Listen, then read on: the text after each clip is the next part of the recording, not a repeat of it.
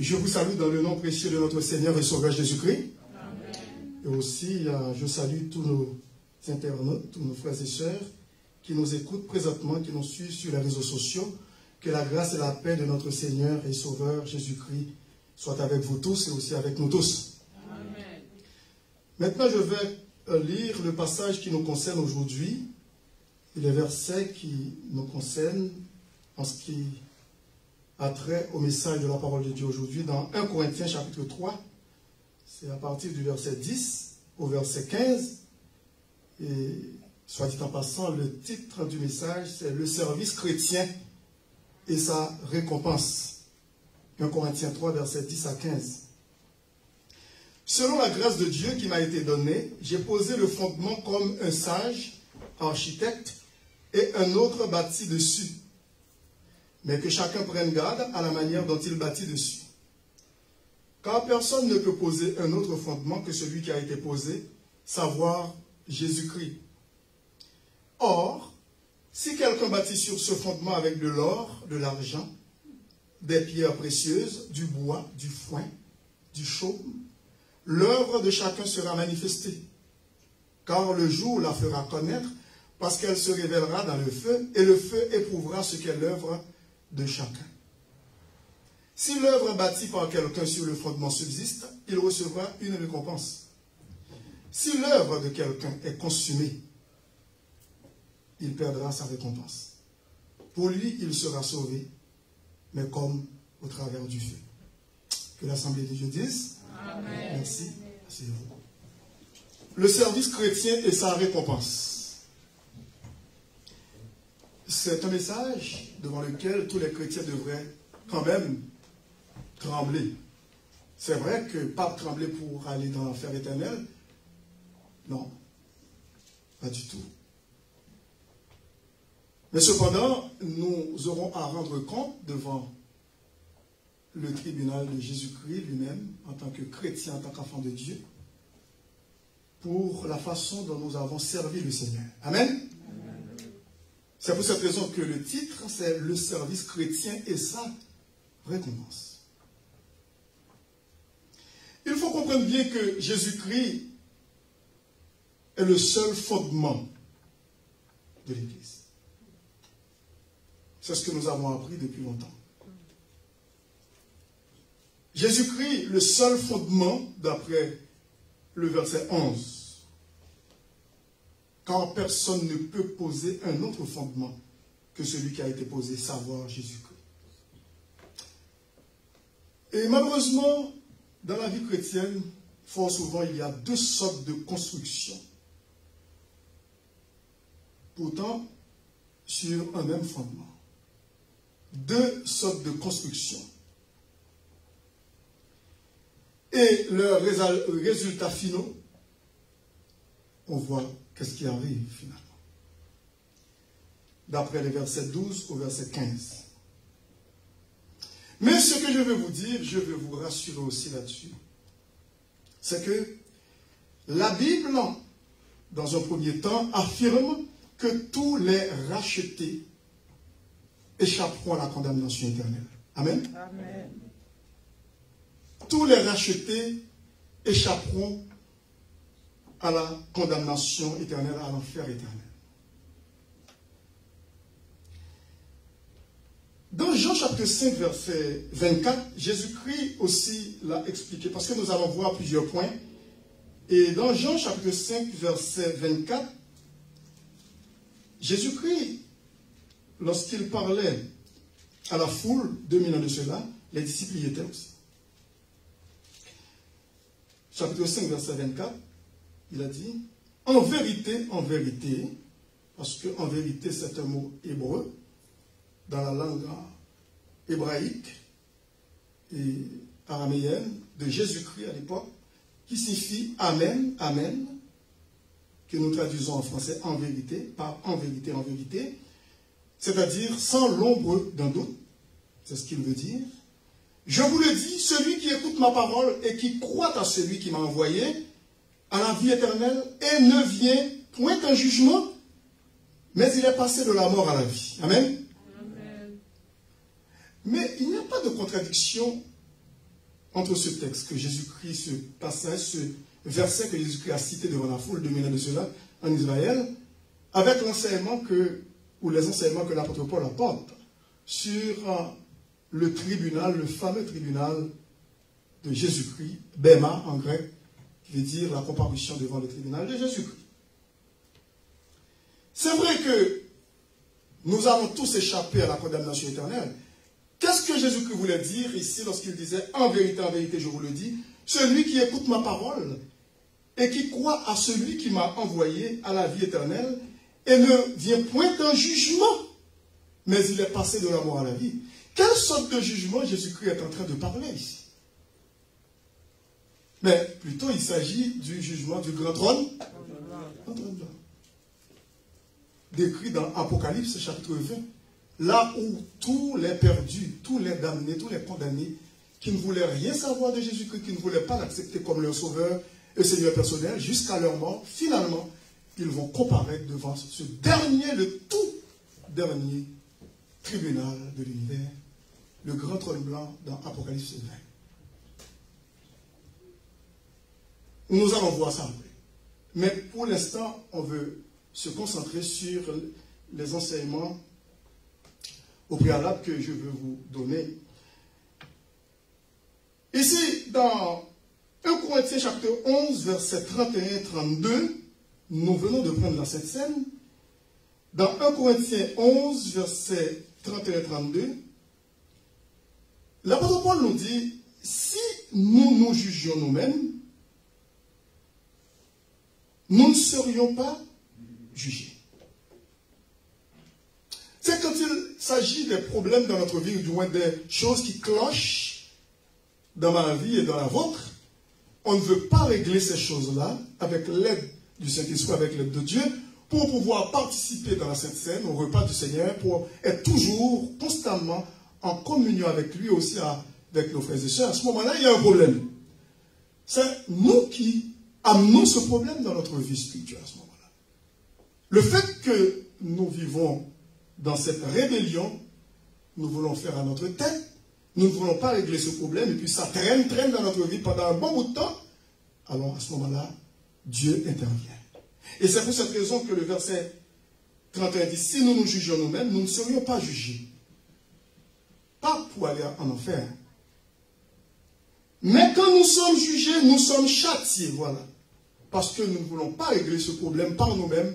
Nous ne voulons pas demander au Seigneur, Seigneur, pardonne-moi parce que j'ai des problèmes dans ma vie. Ça m'empêche d'être en constante relation avec toi, avec mes frères et sœurs. Je veux régler ce problème pour en finir. Alors, aide-moi à régler ce problème. Pardonne-moi. Je confesse ce problème. Eh bien, aide-moi parce que sans toi, je ne peux rien faire. D'après Jean 15,5. Le Seigneur veut, parce que c'est son désir, il veut que son enfant marche de victoire en victoire et de façon triomphante. À ce moment-là, le Seigneur va l'aider par la prière, par la lecture quotidienne de la parole de Dieu. Mais lorsque l'enfant fait à sa tête, l'enfant de Dieu fait à sa tête, à ce moment-là, eh bien, Dieu arrive dans ce décor, il dit, si nous nous jugeons nous-mêmes, nous ne serions pas jugés. Mais quand nous sommes jugés, nous sommes châtiés, châtiment de Dieu, encore pas pour aller en enfer, bien entendu, gloire à Dieu, Dieu merci. Mais quand nous sommes jugés, nous sommes châtiés par le Seigneur, afin que nous ne soyons pas condamnés avec le. C'est pour cette raison que Dieu veut nous châtier dans notre chair. Parfois, il nous envoie des épreuves, des souffrances, de la maladie aussi. Et aussi d'autres épreuves qui peuvent s'abattre sur notre vie. Parce qu'il nous aime. Il est notre Père Céleste. Parce que nous sommes ses enfants légitimes et non illégitimes.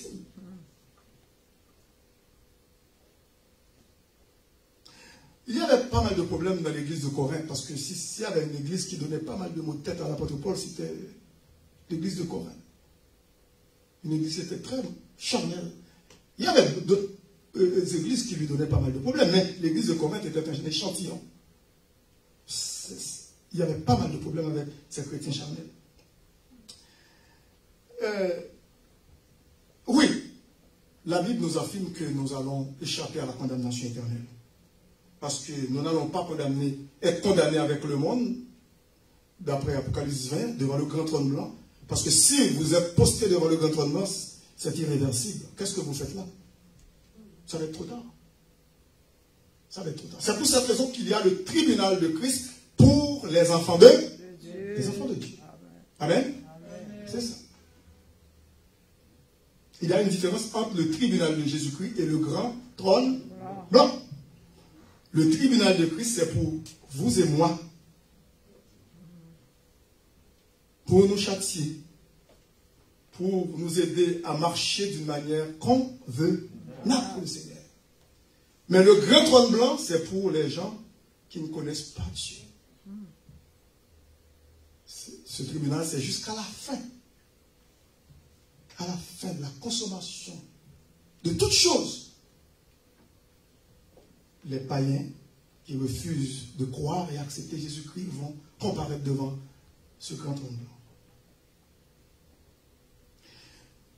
L'apôtre Paul nous dit dans Romains 8, verset 1er, il n'y a maintenant donc aucune condamnation pour ceux qui sont en Jésus-Christ. Voilà. Cette condamnation, c'est le grand trône blanc. Et personne n'a le droit et le pouvoir de vous condamner si vraiment vous êtes enfant de Dieu. Amen. N'est-ce pas intéressant de le savoir? Lorsque nous regardons dans Hébreux, chapitre 10, versets 14 à 17, l'auteur de cette épître, parfois qu'on pense que c'est l'apôtre Paul, on ne sait pas. Hébreux, chapitre 10, verset 14 au verset 17, il est dit ici, car par une seule offrande, il a amené à la perfection pour toujours ceux qui sont sanctifiés. C'est ce que le Saint-Esprit nous atteste aussi, car après avoir dit, voici l'alliance que je ferai avec eux.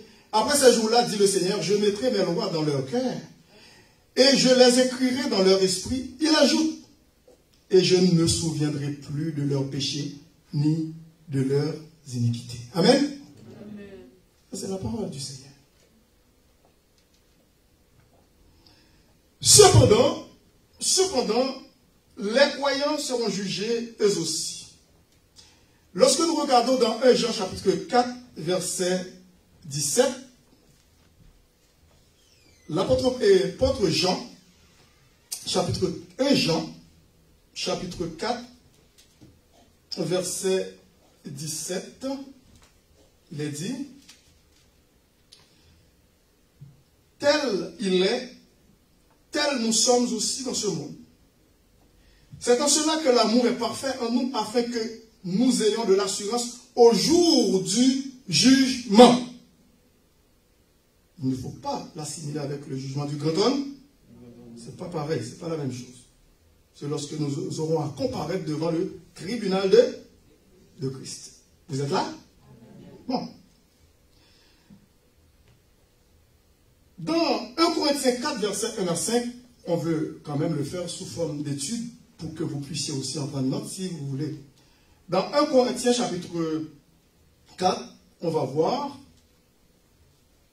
à partir du verset 1er. Parce que nous regardons chapitre 4 à partir du verset 1er. Il est dit, ainsi qu'on nous regarde comme des serviteurs de Christ et des dispensateurs des mystères de Dieu. Écoutez bien le verset 2. Ce n'est pas seulement le prédicateur, le pasteur, le moniteur, monitrice de l'école du dimanche, les dames missionnaires, les chanteurs et chanteuses dans la chorale ou toute fonction, les diacres. Du reste, ce qu'on demande des dispensateurs, c'est que chacun soit trouvé comment? Fidèle. Est-ce que vous êtes capable de dire ça plus fort? Fidèle. La fidélité envers Dieu et envers le travail de Dieu, envers son œuvre. Et puis l'apôtre Paul de poursuivre, pour moi, il ne m'est pas de fort peu d'être jugé par vous. parce que les Corinthiens voulaient quand même, avaient une autre opinion parfois. Ou par un tribunal humain. Je ne me juge pas non plus moi-même, car je ne me sens coupable de rien. Mais ce n'est pas pour cela que je suis justifié. Celui qui me juge, c'est le Seigneur. Et l'apôtre Paul dit au verset 5, c'est pourquoi ne jugez de rien avant le temps jusqu'à ce que vienne le Seigneur, qui mettra en lumière ce qui est caché dans les ténèbres et qui manifestera les desseins des cœurs. C'est pour les chrétiens, pas pour les inconvertis.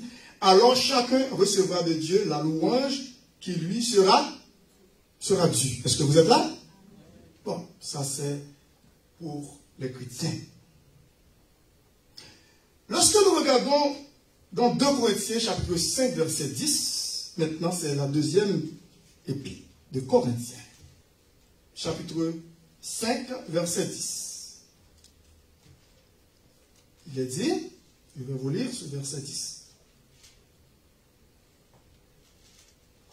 Et avant de lire le verset 10, on va essayer de lire quelques versets et pour que vous puissiez vous situer dans le contexte.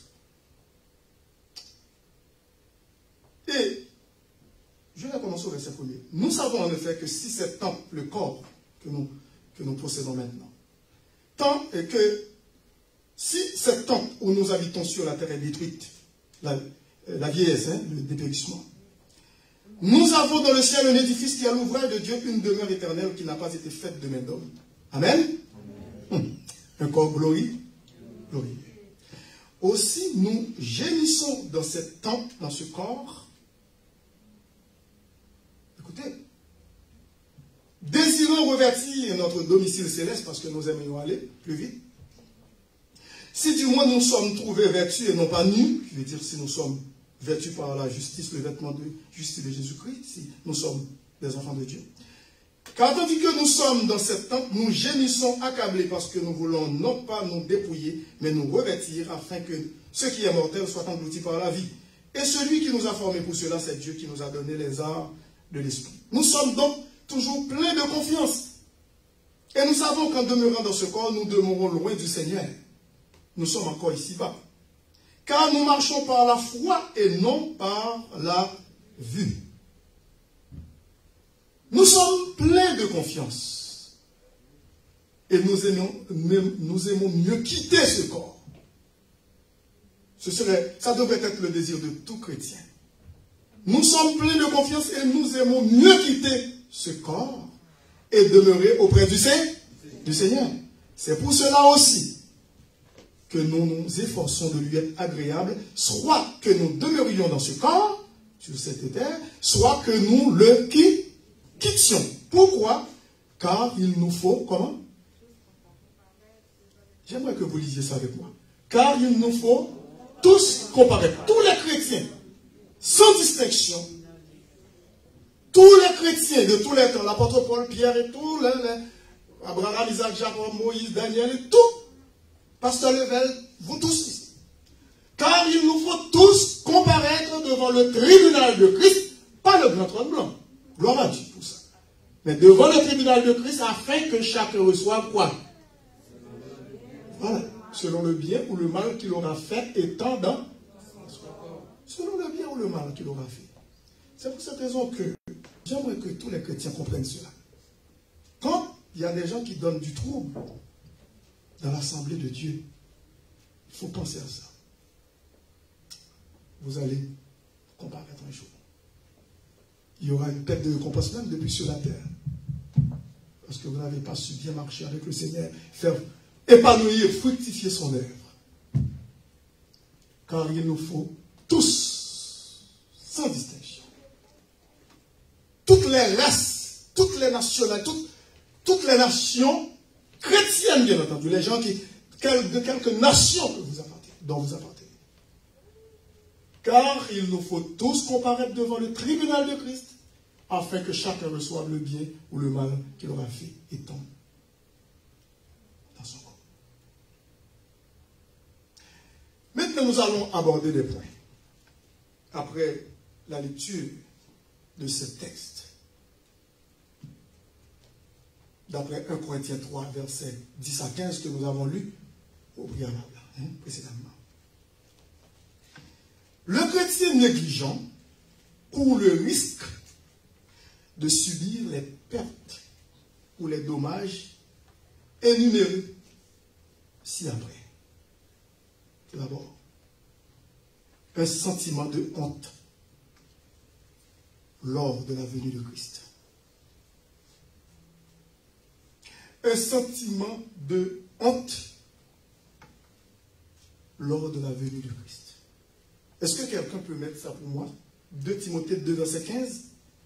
1 Jean 2, verset 8. Pas 1 Jean 2, verset 8, mais 1 Jean 2, verset 28.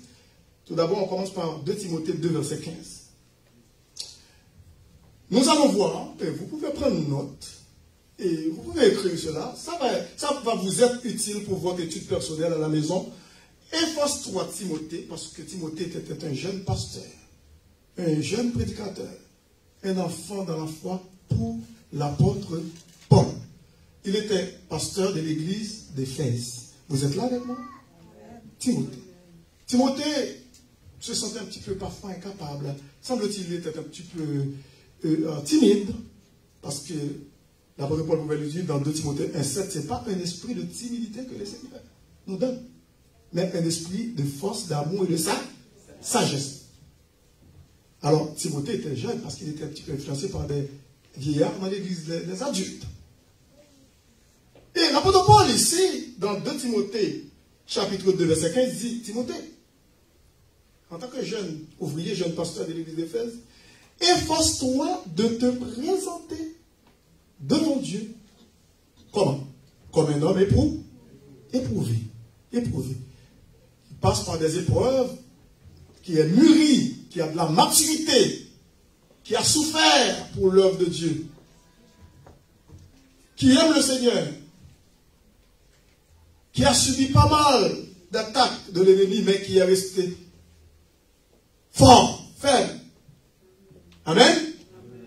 Efforce-toi de te présenter. Et puis, qui aussi éprouvé dans la parole de Dieu, dans le bon enseignement, dans la bonne doctrine de la parole de Dieu. Qui se nourrit lui-même, Timothée. Alors, Timothée, toi, tu te nourris dans la parole de Dieu.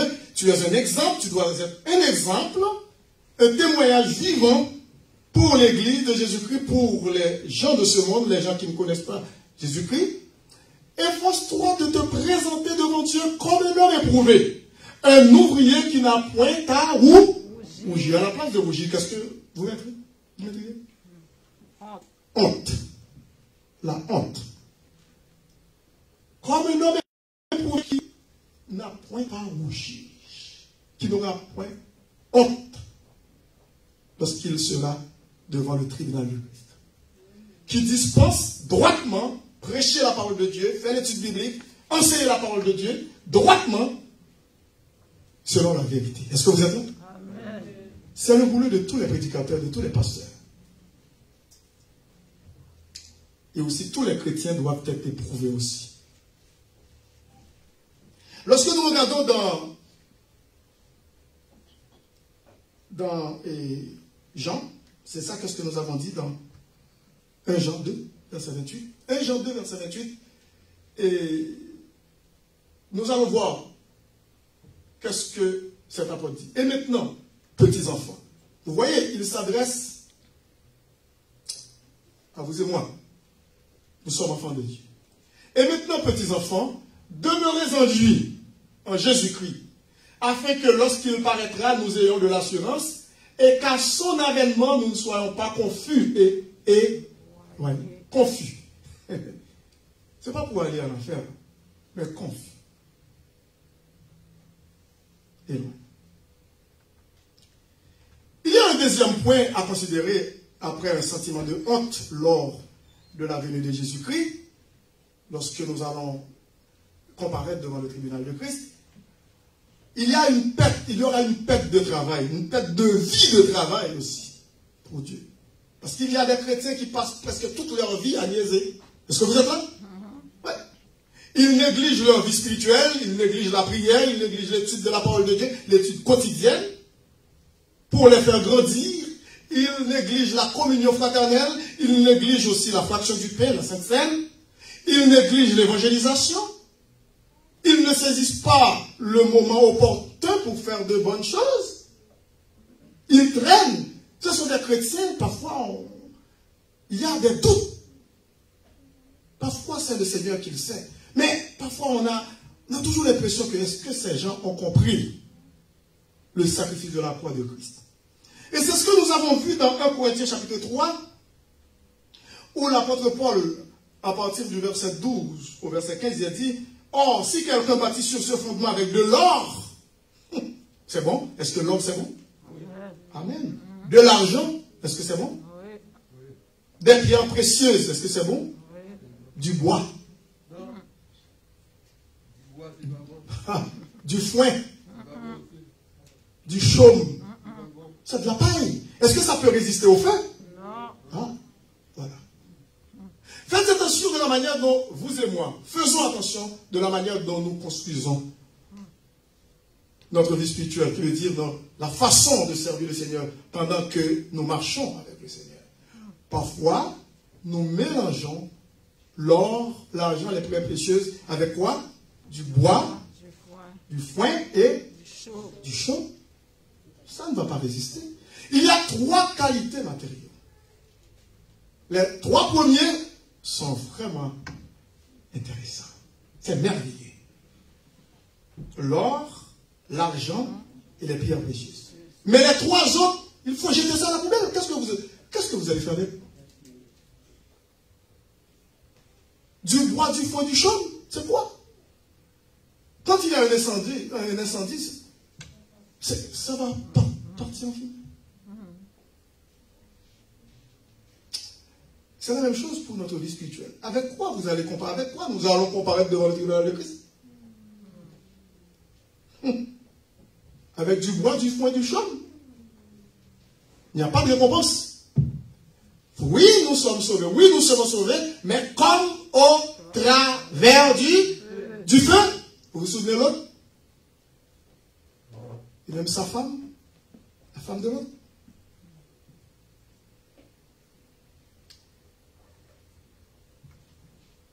Troisième point. Et c'est pour cette raison que l'apôtre Paul nous convie. Il dit, au verset 14, le verset 13, il dit, « Car le jour la fera connaître parce qu'elle se révélera dans le feu, et le feu éprouvera ce qu'est l'œuvre de chacun. Si l'œuvre bâtie par quelqu'un sur le fondement subsiste, si c'est avec l'or, l'argent très précieux, il recevra une récompense. » Cela symbolise de bonnes choses dans votre vie. Est-ce que vous êtes? L'or, l'argent et les pierres précieuses, ce sont de bonnes choses. Des choses durables. Est-ce que vous êtes là? Amen. Oui, pour l'éternité. Mais les autres choses, là, je n'ai pas besoin de les citer, vous les connaissez. Les mauvaises habitudes, les mauvaises choses, là, mauvaises tendances, mauvaises pensées, les œuvres de la chair décrites dans Galates 5, 17 à 21, à partir du verset 22, c'est le fruit de l'esprit. C'est ça qu'il faut faire, l'esprit de l'esprit. Est-ce que vous êtes là? C'est le verset 22 de Galates 5 que nous devons pratiquer. Et non pas les versets 19 à 21. Si vous les lisez, vous allez voir. Ce n'est pas beau du tout, ce n'est pas beau. Même à dire, la débauche, l'impureté, toutes sortes de choses. Et j'en passe. Alors, le premier point, c'est un sentiment de honte lors de la venue du Christ. Deuxième point, c'est une perte de vie, de travail. Le troisième point, c'est une perte de gloire et d'honneur devant Dieu. Romains 2, verset 7, on le voit. Lorsqu'on regarde Romains 2, verset 7, on va voir ça ici. Il a dit, le verset 7, et depuis au verset 6, qui rendra à chacun selon ses œuvres? Verset 6, qui rendra à chacun selon ses œuvres? Réservons la vie éternelle à ceux qui, par la persévérance à bien faire, cherchent l'honneur, la gloire et l'immortalité. Il y a aussi une perte de l'occasion de servir aussi, de pratiquer le bien. Lorsque nous regardons dans Matthieu 25, 14 à 30. Et aussi, lorsque l'apôtre Paul dit dans Galates 6, 7, il a dit que, eh bien, ne nous lassons pas de faire le bien. Car nous moissonnerons autant convenable si nous ne nous relâchons. Regardez, Galate.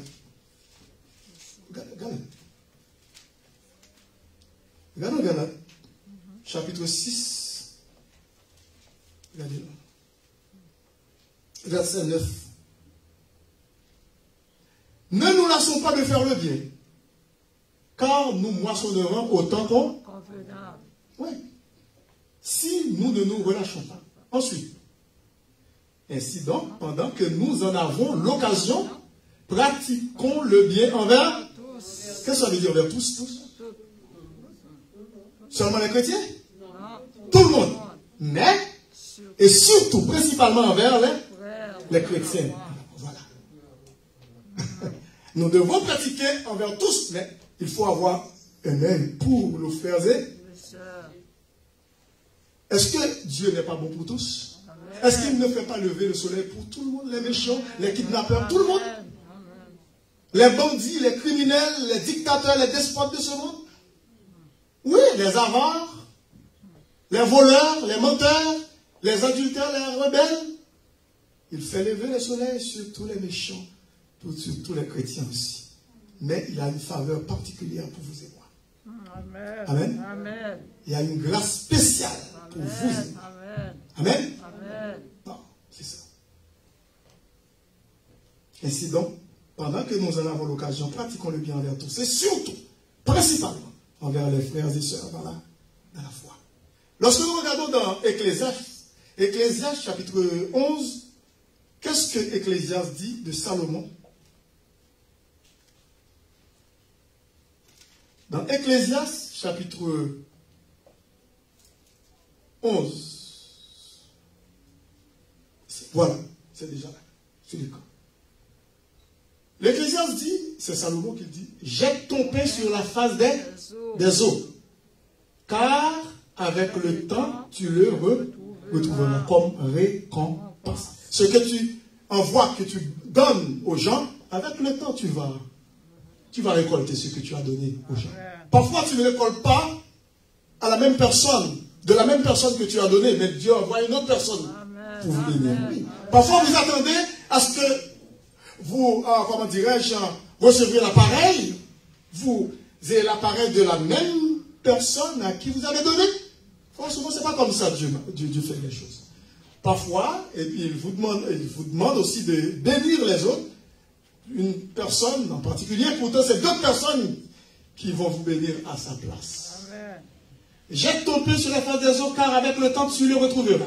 Et puis il y a aussi un autre verset après qui vient, qui dit, donne-en une part à 7 et même à 8, car tu ne sais pas quel malheur peut t'arriver sur la terre.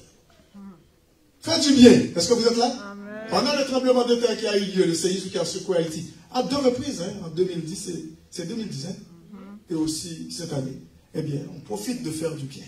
Amen. On ne gagne pas pour soi-même tout ce qu'on a. Avec le temps, on va recevoir comme récompense en guise de récompense. Hein? Amen. Amen. Alors, perte de récompense, d'après 1 Corinthiens 3, versets 14 et 15, c'est ce qu'il est dit, si l'œuvre bâtie par quelqu'un sur le fondement subsiste, il recevra une récompense. Si l'œuvre de quelqu'un est consumée, parce qu'il dit par le feu, bien entendu, il perdra sa récompense. Oui. Le chrétien, la chrétienne vont perdre leur récompense, oui. Mais ils seront sauvés, ces enfants de Dieu, comme au travers du feu. Est-ce que, mais qui aimerait être sauvé au travers du feu? Je me souviens lorsque j'étais en Haïti, tout jeune garçon au secondaire, il y a des gens qui se contentaient d'avoir une petite moyenne juste pour passer. Ah, mais moi, ça me... Tout simplement, avoir combien? 5, et puis c'est fini. Il y en a qui ont 9, 10. Mais non, moi, c'est juste... Ça m'intéresse, c'est juste pour passer. Je comprends, il y a qui n'ont pas la faculté d'étudier, d'apprendre un peu. Mais lorsque vous êtes capable, il ne faut pas être paresseux. Est-ce que vous êtes là? Il y a des chrétiens paresseux. On va terminer.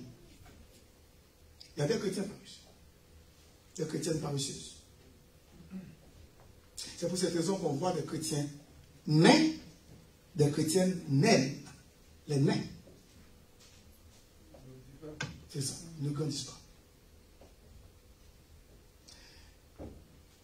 aussi un autre point, c'est une position subalterne que des chrétiens vont avoir dans le ciel. Subalterne. Parfois, vous dites, pasteur, on sera à la même place. Mais il faut faire très attention. Oui, je comprends bien, on sera au ciel. Mais lorsque nous regardons, même parmi les pasteurs aussi, on va voir. Il y en a qui ne seront pas sauvés, qui vont être en enfer. Parce qu'ils n'ont jamais connu Jésus-Christ alors qu'ils prêchent.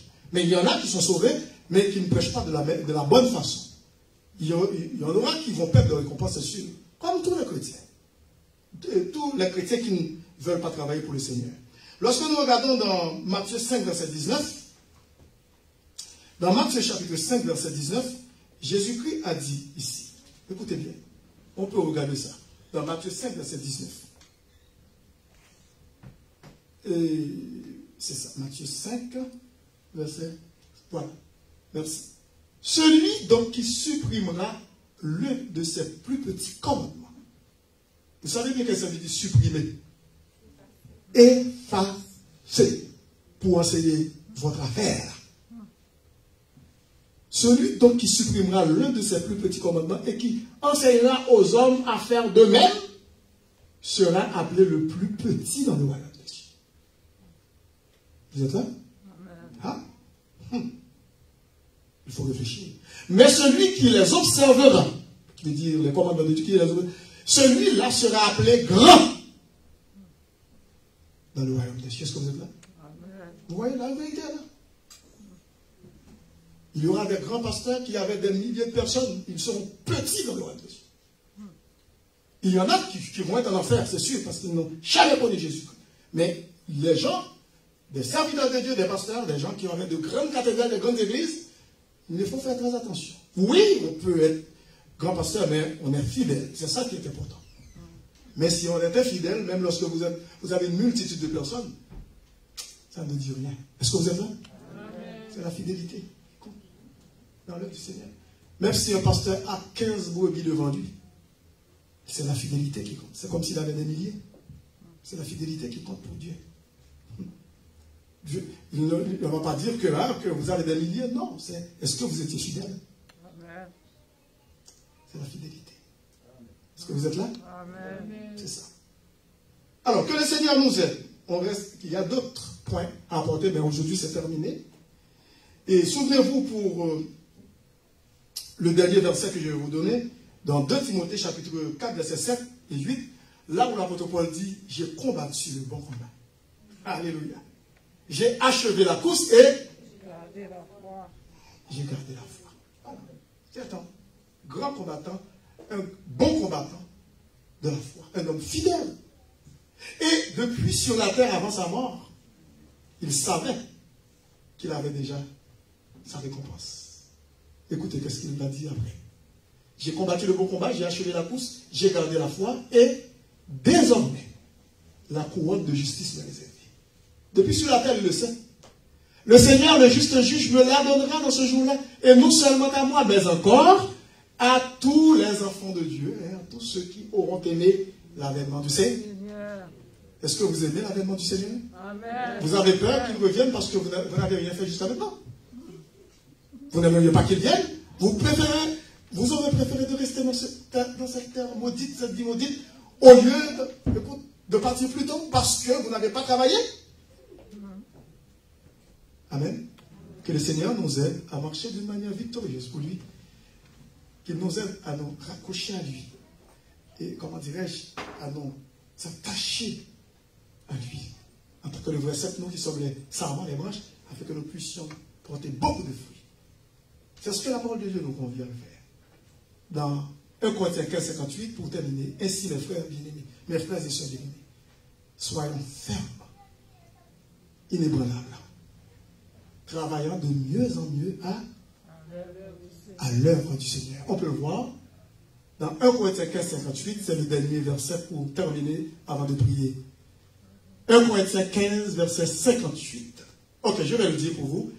Ainsi, mes frères et sœurs bien-aimés, soyez fermes ou soyons fermes, inébranlables, travaillons ensemble de mieux en mieux à l'œuvre du Seigneur. Sachant que votre travail ne sera pas vain dans le Seigneur. Amen. Que l'Assemblée de Dieu dise Amen. Est-ce que dès aujourd'hui, vous êtes vraiment prêts, avec l'aide du Saint-Esprit, à marcher avec le Seigneur de victoire en victoire, pour recevoir la récompense, pour être digne de recevoir la récompense? Le salut est gratuit, oui.